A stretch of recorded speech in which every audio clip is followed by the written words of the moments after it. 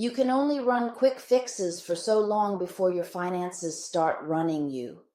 You know that stretch. Late nights, last-minute calls, spreadsheets open on every tab, just trying to get through this month. Maybe you're pushing a vendor payment. Maybe you're refreshing your bank balance 5 times a day. Maybe you're wondering how you became the bottleneck for every financial decision in the business. It's not that the business isn't working. It is. Revenue is coming in, team is delivering, the vision's strong. But behind the scenes, you're holding it all together with duct tape and urgency. And let's be honest, that tension doesn't scale. Sooner or later, something breaks. A key client pauses, a deal falls through, your forecast doesn't match reality, and now you're in a fire drill, trying to make payroll without making panic calls. Here's the truth. Financial resilience isn't about being conservative.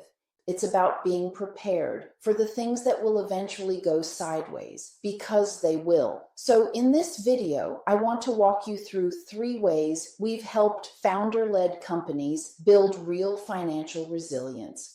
Contingency planning, diversified revenue, healthy cash buffers. These aren't theoretical. They're grounded in real conversations with real leaders, just like you.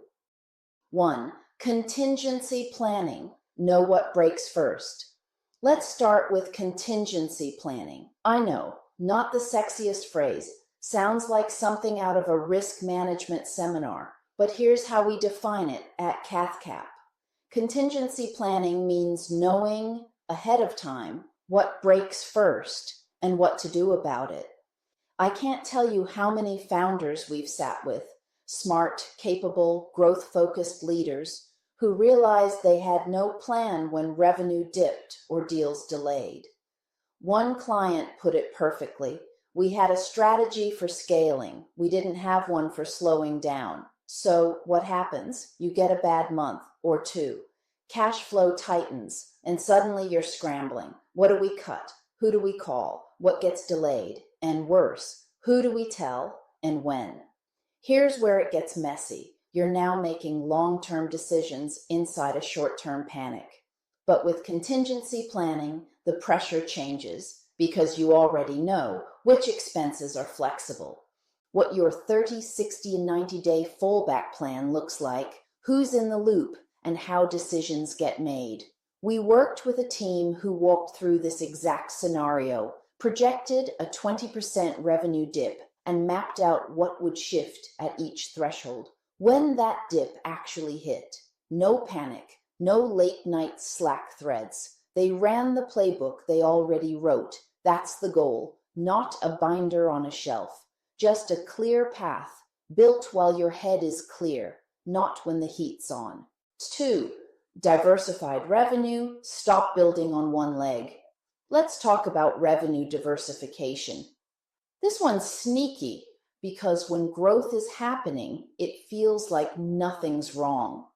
But the truth is, a lot of early stage success is built on concentration. One enterprise client, one powerful referral partner, one digital channel that's working really well until it doesn't. And because it's working, you build your ops around it. You staff up, you reinvest, you build processes and systems that assume that engine keeps running until the moment it stops. We saw this with a B2B SaaS company. One channel, outbound sales, was driving 80% of their pipeline. When email deliverability issues hit, pipeline evaporated in 2 weeks. Sales team idle, forecast shot, cash timeline cut in half, and again, no one did anything wrong.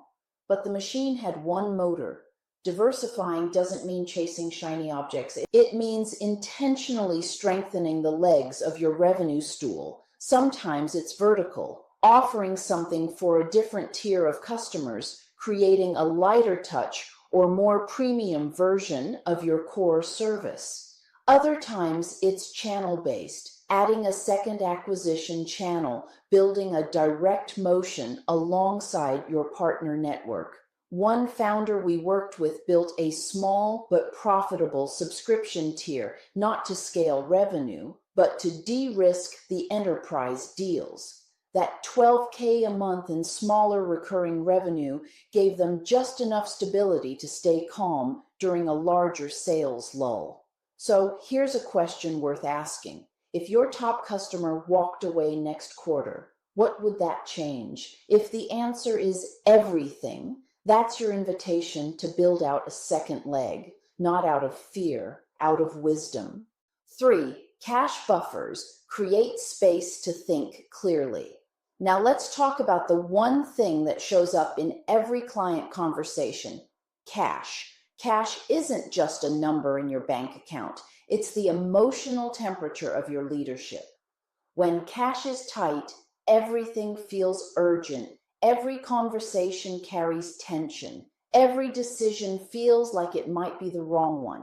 You delay key hires, even when the workload says otherwise. You avoid new tools or systems because now's not the time. You put off investing in growth, even when it's right in front of you. One founder told us, "I wasn't just undercapitalized, I was underconfident."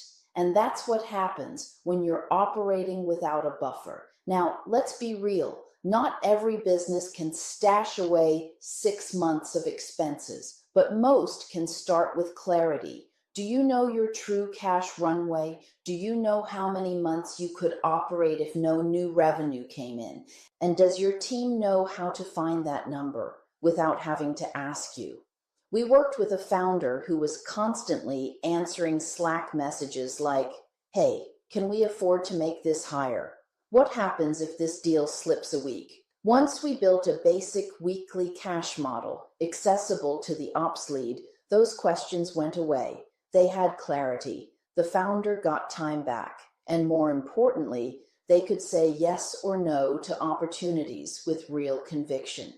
Cash buffers aren't about hoarding money. They're about buying time to think clearly. Because when your financial system gives you space, that's when your best decisions happen. What real resilience feels like. So let's step back. Financial resilience isn't about predicting every downturn. It's not about playing it safe or stockpiling resources. It's about building a business that can flex without breaking. One where your team knows the plan when something shifts. You're not relying on one engine to power everything. You can make big decisions without fear clouding your judgment. It's not just structure, it's strength. We've seen this transformation play out with dozens of founder-led teams. And the most surprising shift? Peace. Thanks for watching.